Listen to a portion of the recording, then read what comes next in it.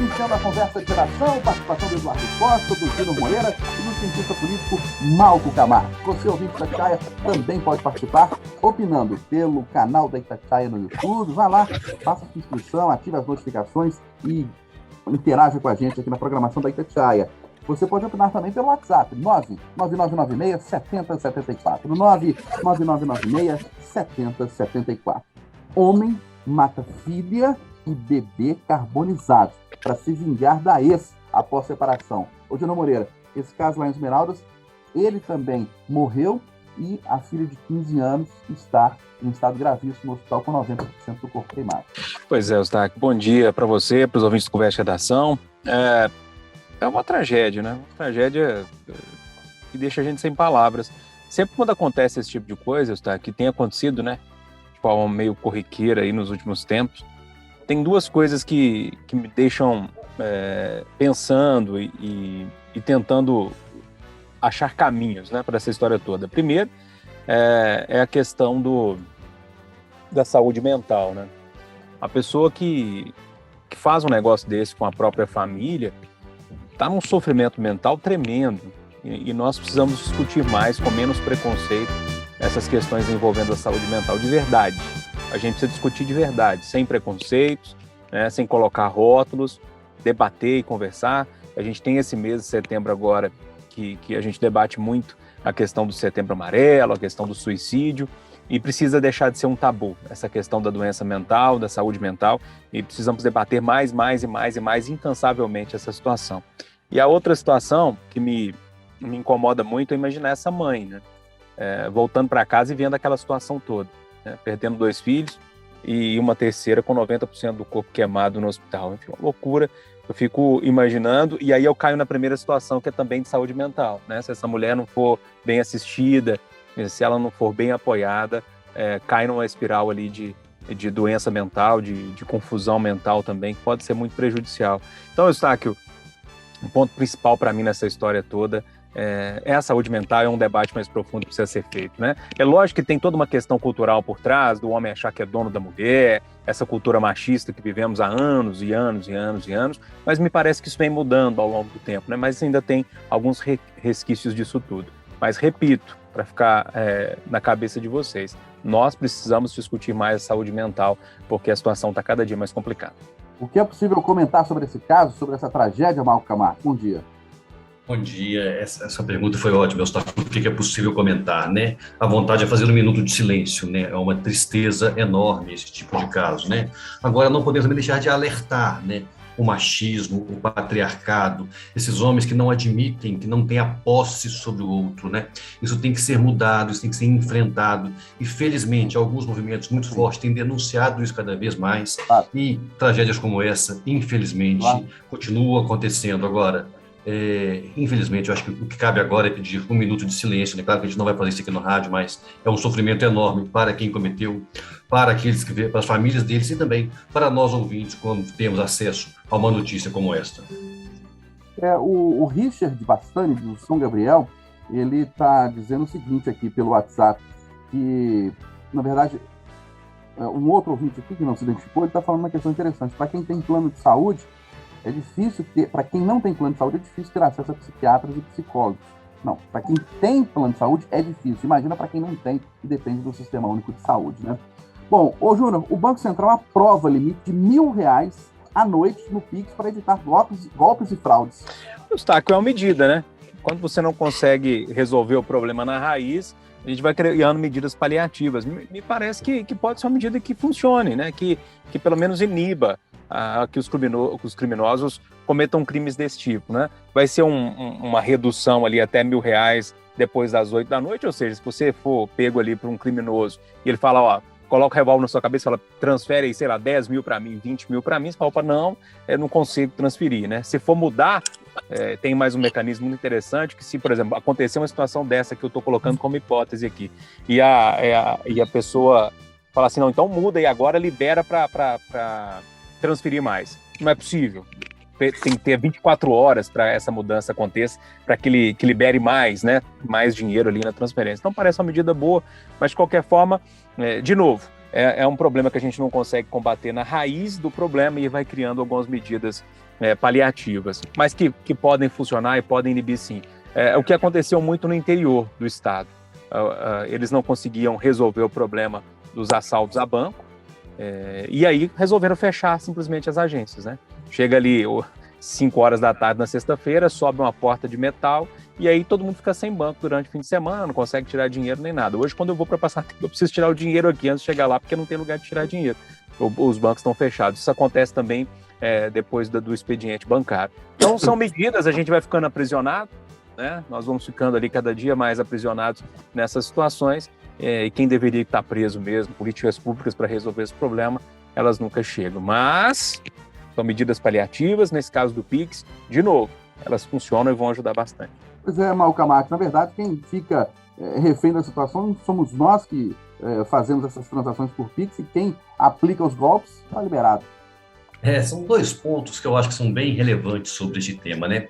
O primeiro deles é isso, né? Chega uma iniciativa moderna, rápida, prática, né? Fácil de comprar coisas, fácil de pagar serviços, fácil de transferir dinheiro para quem se quiser, e de repente essa iniciativa, essa facilidade fica constrangida pelo mau uso, pela esperteza, pela má intenção de alguns. E isso então faz com que algo que seria muito útil vai se tornando menos útil dados os limites que vão sendo impostos em relação à prática. Como bem disse o Júnior, os bancos 24 horas também eram a mesma coisa. Tinha uma facilidade, era uma possibilidade de tirar dinheiro a qualquer momento, e pelo mau uso feito pelas pessoas, acaba tendo o seu horário constrangido, reduzido, esta vantagem. Agora tem um outro lado que me impressiona muito em relação ao Pix. É exatamente a questão do sistema bancário e a abertura indiscriminada de contas. Porque, a princípio, a transferência por Pix é de uma conta para outra, ou seja, de um CPF fixo para outro. Então, era para ter um registro, claro, de quem é o receptor desse dinheiro. Agora, na ganância dos bancos, na busca cada vez mais de abrir novas contas, de ter novos recursos, acaba permitindo ou deixando mais fácil a abertura de contas, sem exigir que, de fato, uma comprovação de identidade do autor, uma comprovação efetiva da sua residência, fazendo com que o rastreamento do dinheiro se torne possível, ou seja, nem dinheiro eletrônico mais é rastreável no Brasil. E lembrando que Pix é conta bancária, né? Não é nenhum outro tipo de dinheiro que tramita aonde não se tem a origem e o destino dele, como acontece com os bitcoins, por exemplo. Ô, Eduardo, aqui pelo WhatsApp, o Arley do Novo Riacho também está lamentando. Ele dizendo o seguinte: como sempre, nós temos que nos limitar por causa da criminalidade. Bom dia para você. Bom dia para todo mundo. Quando George Orwell, a pronúncia pode não ser das melhores, mas aquele cidadão que escreveu em 1984, publicou o livro, muita gente deve ter dito, mas que maluco completo. Sabe, se eu tivesse a competência dele e mais tempo, eu escreveria agora, Eustáquio? O quê? 2056. E eu estabeleceria um livro que diria do começo ao fim, das pessoas todas bem intencionadas, estudadas, animadas, todas presas dentro de casa e a bandidagem na rua. Dá uma reparada, pensa no fim de semana, Eustáquio, o caminho que nós estamos indo em relação ao comportamento da nossa sociedade. Esse é o futuro nosso daqui a 30 anos. Eduardo, você quer dar uma palavrinha também sobre o nosso primeiro tema? Do homem lá que colocou fogo na casa, matou o bebê, matou a filha e deixou a outra filha de 15 anos com 90% do corpo queimado? Mais uma vez, daqui a 30 anos estaremos confinados dentro de casa e a maioria das casas estarão em chamas pela insensatez, pela absoluta animalidade humana. Jura Moreira, o governador Romeu Zema deve vetar hoje, prazo final, né, para ele, o projeto que restringe transporte fretado em Minas. Pois é uma informação que o nosso João Felipe Lolli trouxe, né, por meio do deputado Guilherme da Cunha, que é muito próximo ao governador, do mesmo partido e da base do governador. Então, pelo que eu estou entendendo, deve mesmo acontecer. Foi uma promessa aí do secretário para ele, o projeto vai ser vetado. Quando o projeto é vetado, o que acontece? A Buser, ou os aplicativos de ônibus, têm condições para operar, né? Preciso deixar isso claro. Então, projeto vetado condições para os aplicativos operarem aí por Minas Gerais também, como já opera em outros estados. Eustáquio, desde o primeiro dia que esse assunto caiu aqui, eu levantei alguns pontos e sigo levantando. Eu acredito que é importante que a gente tenha concorrência, sem problema nenhum. É muito bom para nós, clientes, né? Quem sou eu para criticar uma coisa que vai ser boa para a gente? Mas tem alguns detalhes a longo prazo. Eu, inclusive, conversava com o Eduardo Costa sobre isso ontem. Olha, é muito barato viajar nesses aplicativos. E é muito barato mesmo, né?